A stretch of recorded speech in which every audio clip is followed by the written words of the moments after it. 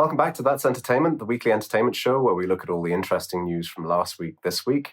This will be our last show of 2022. And later this week, I'll be looking back over the year in cinema with my colleague Neil Wirasena, who's just joined us from Universal. But today, I'm focused on what we can expect for 2023, as revealed in the latest findings from the well-respected Gower Street Analytics. The most important takeaway from this document, as summarized by Screen Daily, is the depressingly simple, but not much of a surprise, global box office will fall short of pre-pandemic levels next year. And Gower Street predicts that the global box office will reach $29 billion in 2023, which represents a 12% gain over this year.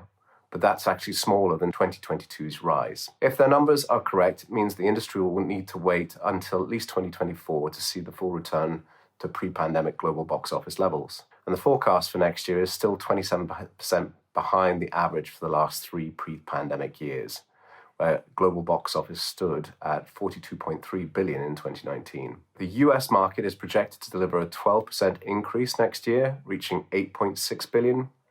But that will come in 25% behind the last three pre-pandemic years' average. Europe, the Middle East, and Africa are expected to increase approximately 7% year on year, but will finish 30% behind their pre-pandemic average. And the Asia-Pacific region, excluding China and Latin America, are expected to gain between 11 and 12% and come in approximately 20% down on their pre-pandemic average. Gower Street is currently projecting a $5.5 billion turnover for China next year, a rise on this year, but well short of its 2021 figure. However, they do recognize that China remains the market that is hardest to predict thanks to a less-known advanced release calendar, continued uncertainty around access to import titles, and a changing COVID policy.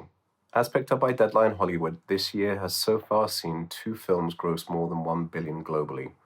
That's Paramount's Top Gun: Maverick and Universal's Jurassic World: Domination, with Disney's Avatar: The Way of Water most certainly to join them. However, the success of a few blockbuster films couldn't overcome the other challenges faced by cinemas around the globe.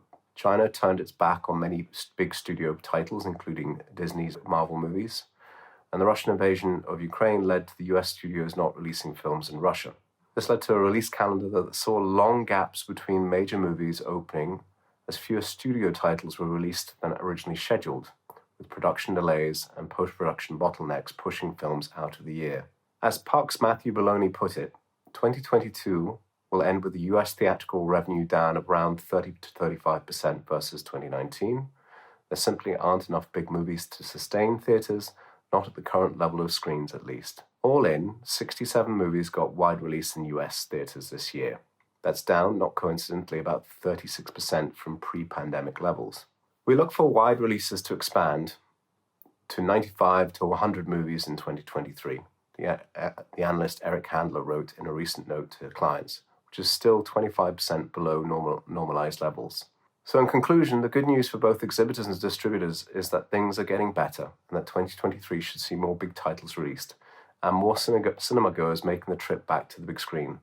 However, the bad news is that it may well be another 2 years before audience numbers return to their pre-pandemic levels.